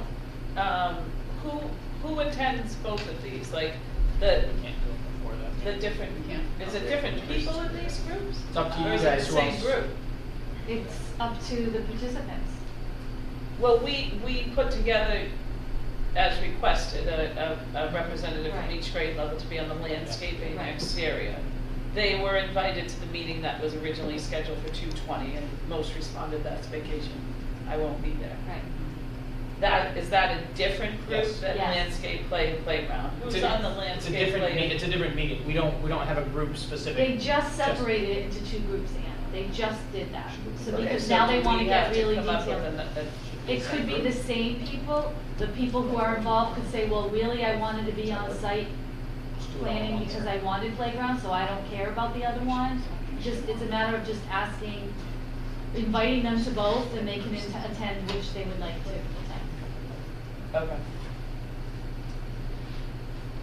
I don't care if it's all the same people, like it's whoever's interested in Providing what's, yeah, providing input on the site, and Playground I like specifically, I know the nurses in the user meetings asked to be involved in the playground design. As a Play specific structure, example, right. yeah, yeah. Okay. But I don't know if they're interested in the entire site design, like that's, that's just an example Like of. Lucini wants to be involved in the site because they have traffic patterns they're concerned about, but they're probably not gonna wanna go to playground. You're thinking about staff, I don't know their preference, so I think we should just ask them and they can attend one or both. Okay. And So it's the not- answer to it being at one, I'm sorry, being at one is just we need more coverage for teachers to Correct. be building. Correct. It actually sounds like there's a security meeting that day from 2 to 3. Well, as long as they don't overlap, the groups don't overlap. So you'll follow up and get back, Yes. you'll follow up. Okay. It could be another day too, I just thought since we're all out here for the playground, that made sense, But but. we need to reschedule this meeting, the landscape, because everyone said they could go. 2:20, correct, needs to be Right. rescheduled. I have a request, which is once all of these are finalized. I'm sending out an updated, all the calendar invites are going, every time something's changed, the calendar invites are changing, and then the whole plan is Once going the back work up to this plan is committee. updated. To the whole committee. They're almost too fast. For the whole committee. Yeah. Both of those you anticipate be 2-hour meetings? so it's 4 hours. We had them scheduled for. I usually do anticipate that because an hour usually never feels like it's enough time. Maybe it's not 2 hours, but Maybe an they're usually an hour and a yeah. half or so. But it won't be 1 o'clock because you have another meeting at that time. Sounds like there's a 2 to 3 integrated Can I security. make a recommendation? Yeah. Or just talking to what? I think what you should do is the security meeting that you have scheduled for 2 o'clock, move that to 1 o'clock. And then this playground meeting, make that at 2 o'clock, because that will abut this other meeting you have at 3. And then whoever wants to stay can stay. Yeah, they can whoever stay, wants to yeah, leave because can it's- No, leave. landscape is 2, playground is 3. No, Dave's saying, we have another meeting on the The schedule right now. security too. meeting. Right, Say- no, say but move he it was up to saying 1. move playground to 2, but that, I don't think that's what he meant. Yeah, so anyways, move the security one to 1 o'clock. Yeah. Put in whatever you want at 2 o'clock. But if you put landscaping at, we'll get it. It won't be a 2-hour Can we meeting. take this? Yeah. It would be, Yeah, but I'm just saying. Can we take this 3:30 is a better offline time. and resolve it? We'll figure it out. Okay, all right. yeah, the integrated, that security meeting, the intent for that is to be the security meeting. Like, that's the one where we're really Right, I gonna get it. decide how this is. with gonna IT work. So, and first responders. IT there, first responders, you know, whoever from the So an district hour's wants- not enough, is that what you're saying? I don't think an hour is gonna be. Okay, got it. Especially knowing the consultant who's gonna be running the meeting. Okay. So perhaps we could move that to the morning. We could maybe do that at 10. Okay. Which, by the way, that consultant needs to be at the site. She actually wants to be both at the site and the playground meeting, so she'll be there all it could day. be a full day for Let's everyone. book it for 10, and then we can do teachers at 1:30 and 3:30. Yeah, see, we don't get out of school till 3:30, 3:34, 3:45. So later would actually better, I know that's probably not better for you guys, but Well, 1:30. the 4 o'clock meeting would 1:30 work the best for landscape, us. and then 3:30 play 3:30 structures. Does that make sense?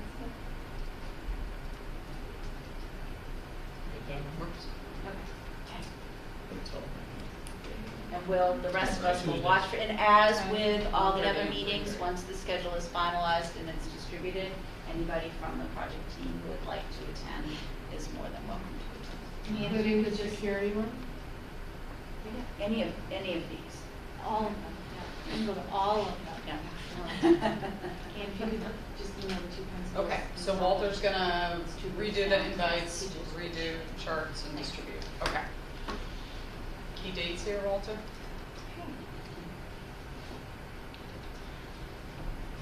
March 13th, DD drawings going to the estimators. The tentative SPC meeting on April 8th, pending the outcome of the estimate review or the estimate reconciliation. Still carrying that April 8th date. The week of April 13th, planning board submission. So, for the town, April 13th, drawing estimate reconciliation meeting. And April 15th, SPC meeting to discuss and vote to submit the DD package to the MSBA. And April 17th, I think is a Friday, DD package goes to the MSBA. And you've built in, you're comfortable with these milestone dates and that everything's going to be.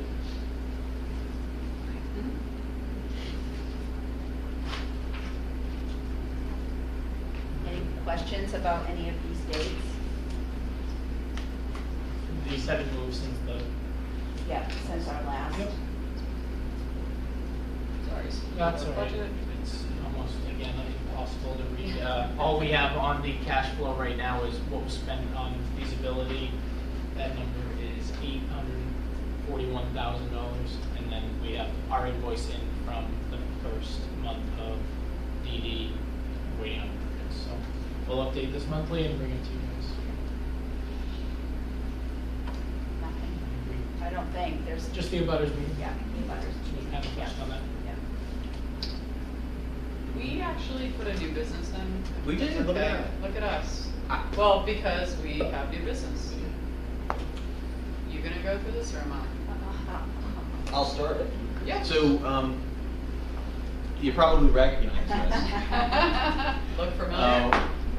We went and met with Josh Tuesday morning? Yeah, Was this yesterday. Tuesday? Yeah, Josh, yesterday. So that's, artist. Josh is the artist who was commissioned to Yeah. do this work. We are interested in removing this from the school and reinstalling it in the new school. So we went to talk to Josh about how that might be accomplished, what it might take to do this. Everybody's like smirking. We installed the last one. You take each piece off. No, I'm Yeah, kidding. you take all the glass off and put it back in. So it is installed. The long and short of it is it can be done. It is installed on 3x5 sheets of hardy board. I don't know exactly how. I think Bubba installed this.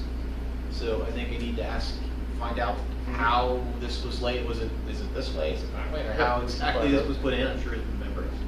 And there were between the two doors is actually an infill of drywall that was put in after the building was built. So that we think is going to be less challenging than the two ends of it, which are on CMU. So CMU, yeah, you got it. That's all that's all that.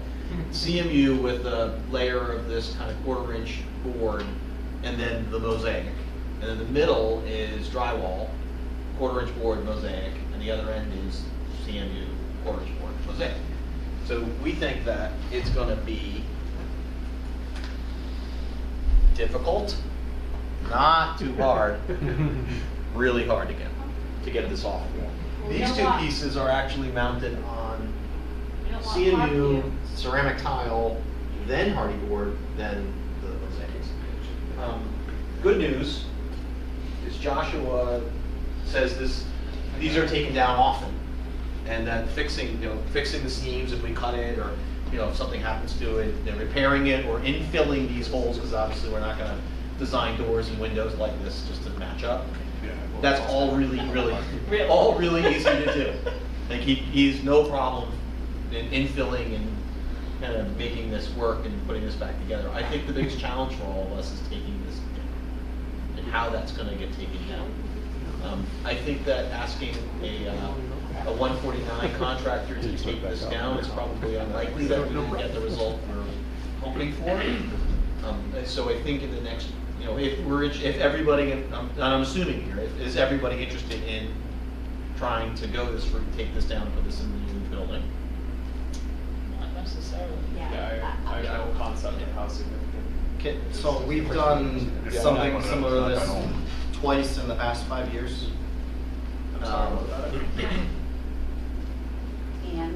So school in East Somerville, very similar. They had murals there on small areas on hardy board. Yep.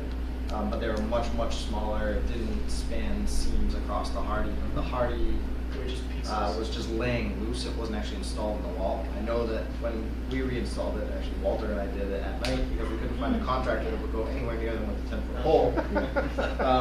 We cemented the hardy to the walls and screwed it, and there's no way those are ever coming off those walls. So if those are installed the way that we installed them on these. I have found out they are not. This was only screwed onto the wall. That's the information I have. Okay. I was worried about this too, that it was glued into this wall. So there's chance for that. The other area that has CMU block wall, we did something similar in a historic building. It was the old Ferdinand Blue Store, furniture store, the first major furniture department store in the country in Boston. And you walked in their lobby, they had a mosaic tile floor that was similar to that on the floor. And it was a 10 by 10 area. We did find a contractor that would do that, and it was $150,000 to salvage that floor. So what they did is they actually chipped out the entire wall. They supported it underneath. They loaded it out on a flatbed truck, and they saw cut it sideways to knock all the chiplet tiles loose, and they labeled each one and reconstructed it. Sweet. Yeah, no. So it also will. I'll go for $200. So here's, I think that we need to be 175. careful about how we approach this. Yeah. Together at To a 150. certain Let's go. extent, because I do know Neighbor. that there's a community that is very attached to this mosaic. However, I'm sure that there are also pieces from Center or something at Moreau that is as sentimentally important to those communities that you could make the same argument for. So I worry that perhaps we're moving something over from Parkview where we aren't giving the same consideration to the communities of Moreau and the communities of Center. Particularly if we're looking at something that is very, very expensive. So, I mean, I don't know, Ian. I mean, is there something, near and dear to the heart of Center School? And I don't know if there's a way we need to approach this from a kind of sensitivity perspective, that we're taking 3 schools, we are becoming a new school. I mean, to that point though, Yep. let's, for the Yep. arguments and from a budget sake, we're taking 3 schools. Yeah. We're going to combine into 1 school. We're not going to, I think your point, you have a very apt point that we're not going to take 3 murals. So if you want to have some sort of representational, the middle part's easy. Pick a chunk from that. Maybe that says Parkview, whatever, what have you.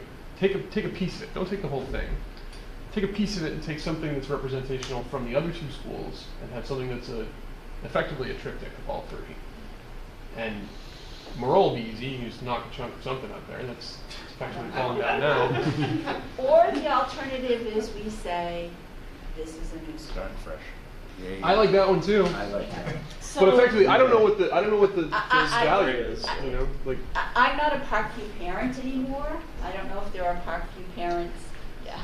No. Who's pushing to move these? Yeah, that's what I'm in saying. the first place? Where is this coming from? Well, We've only been there for less They're than new. 5 years. They're even Much younger than less than that. 5 years. So, I like a 2017. little bit of a backstory Put that on by the that. library. Just so that we have context. I've got some context, if we should just Yeah. listen to the context. Hold on, go ahead. So the I'll give you the context in full disclosure. Full disclosure is, I knew that we were being considered for a project when this was proposed. And full disclosure, because Parkview knows this, and it is no offense to Parkview whatsoever, I was 150% against this. Not because it's a mural, but because I knew we may be getting a new school. And we would be having this conversation that we're having right now. Which we are having. I was assured that this could easily be removed and that the PTA was paying for it, and so this was not going to be a problem, and that if I was standing in the way, there really was not a reason for me to stand in the way, because this could easily be broken down. I can tell you that they made this a community effort. Those little chips were placed by little hands of the Parkview children. The woman in purple to the right of the 3rd window is a beloved paraprofessional who died tragically at this time and really was a huge hit to the culture of Parkview, and they memorialized her here. There are other elements in there. I don't believe we should save the word Parkview. I don't believe the panda is an issue because that is a mascot of one of the 3 schools. I strongly believe that I am going to have a conversation with the Parkview staff and share this information and have them process this and maybe give us some feedback about what is the most important thing here. But I'm sure that everybody was given the same information that I was given, which is this is going to last and we can just take it down and put it in a new school, no problem. So the PTA who gave a lot of money for this, and the children and the teachers who participated in this, I'm sure, have the same understanding that I have. So it's going to be I'm confident it's going to be a difficult conversation, but we will have that conversation, and I would like to just give them time to process that and maybe make some requests of, if they feel as though something should be saved, what that is. That's what I'm saying. Yeah. You can take a But piece I of it. also think, to Patrick's point, we're combining 3 schools. Right. If Parkview's bringing some significant That's thing, right. we need to have a But maybe it's conversation not a about what significant Moreau thing. and Maybe it's Center that bring, 'cause child there's no there, way maybe it's this person, gonna be maybe it's a an flower, maybe it's, I don't know what it would be. Right, but if that's a decision they can make, if the conversation is that there's effectively taking the whole thing is potentially very difficult, and also from the fact that it's a combination of 3 schools, it's also a bit of a space. I will discussion. explain all of that, yep. Then yeah, maybe they will come back and they'll say this is the thing we want to But capture. I do think it's important to, if a piece of this does move over to the new school, that perhaps we need to find something from, to Patrick's point Take the earlier, hawk. find Grab the hawk. something from Absolutely. Moreau that has that, sentimental importance, and something from Center, and move them all over. And I don't know, and I think we need to be careful about where those things get placed. Is there anything from Center that you can think of that's like that? Yes. Easy to So move. easy to move. So It's this might it's not What's up yes. there? People have already mentioned some things in our lobby, that tiles were made of the seasons, and kids did it, it's kids' artwork. I believe it's a frame thing that can come off the wall, I don't think it's, This was. but I think we'd have to have something from all 3 schools.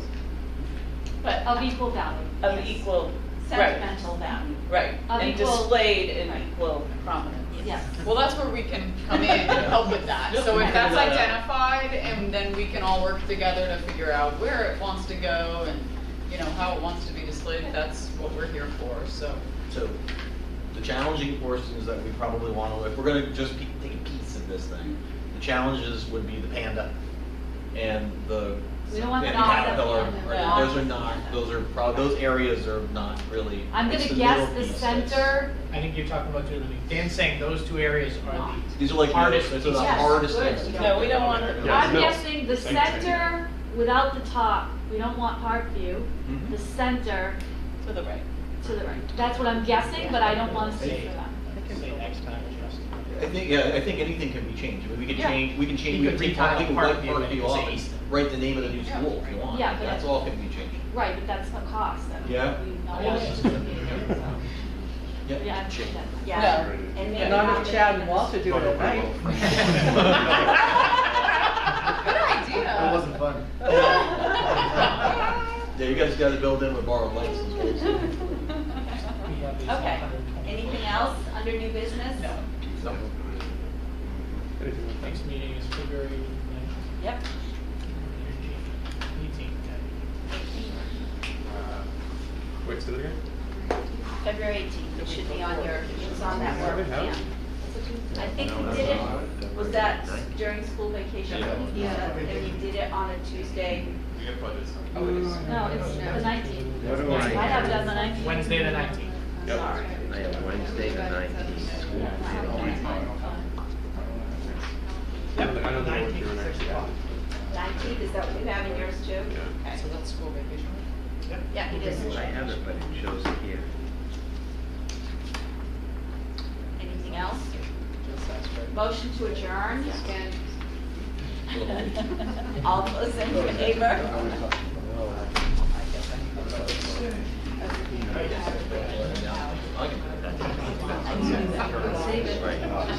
Also, the ribbon.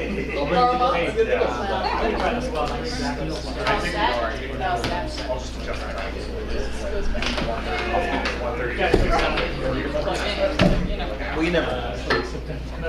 That's terrible that my computer can only do what, an hour and a half. It was plugged in all day. One of the. It's in my docking station all day. Yeah, I'll be back. That's why. Lost my place. Longest time. Marie Kondo. I have my Grable. I have my Grable jersey. Well, it's just for the office, so. Yeah, I do too. The office is cameras. So that door comes I have into a the Alex office. Flores jersey right now. I I feel bad, but he's getting.